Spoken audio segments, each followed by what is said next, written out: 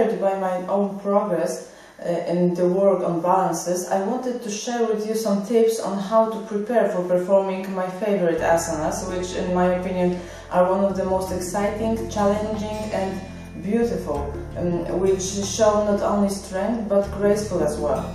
Balances can be really great fun and adventure. It is this kind of position where there is always room for improvement. At this point, I would like to refer to more general guidelines and preparation for these exercises.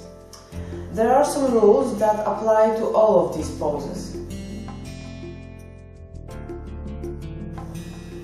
Rule number 1. To perform balances, you have to strengthen the upper body. Start exercising regularly plank position, chaturanga, or a downward facing dog, which will strengthen the arms and shoulders, chest and triceps muscles. For your abdominal muscles, I would recommend again the plank position, but also the bolt pose, which not only teaches you how to maintain balance, but also strengthen the hips flexor and thigh muscles. If you are not familiar with this pose and it is difficult for you to do, start with some small steps. You can at first grab your legs below the knee,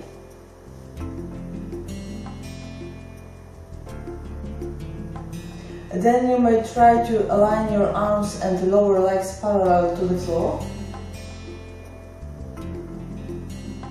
And only if you feel comfortable in this position, you must straighten your legs.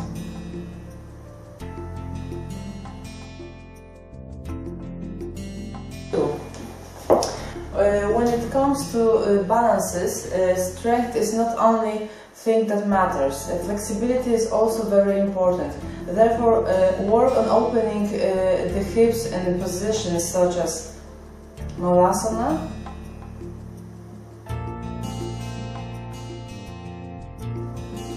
pigeon, or a lizard pose. Rule number 3. Another rule which applies to these poses refers to alignment of the body. Keep your arms close to your hips and legs close to the shoulder joints. To lift the feet from the floor, we have to move the center of the gravity so that it is directly above the base of support.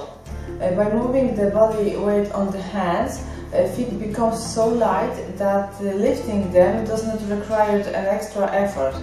Hands in these positions should be pressed into the mat and fingers should be extended. Body weight should be evenly distributed between the outer and the inner edge of the hand. Normally we tend to shift the weight to the outer edge of the hand.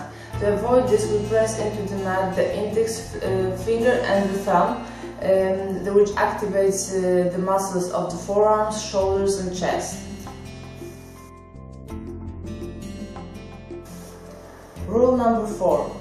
Another rule tells us that if you can perform and stay for a few breaths in positions such as plank, chaturanga, dandasana, bolt pose or handstand, it means that you can approach to perform the balance. If not, I would recommend to start practicing this position to strengthen the body. Another measure that tells us if we are ready for balances is checking whether we are able to squat and draw the knees apart and move our torso between our thighs so that the shoulders are below the knees.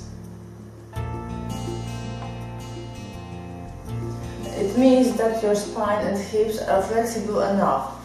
This is important especially in position where your upper legs or inner part of the thigh rests on your arms.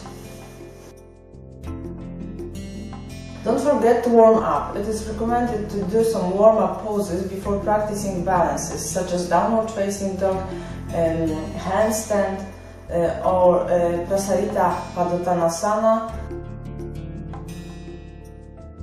or even Uttanasana. After warming up the muscles of the torso and legs, do some asanas that prepare the spine and hips. For example, Upavishta Konasana and Malasana.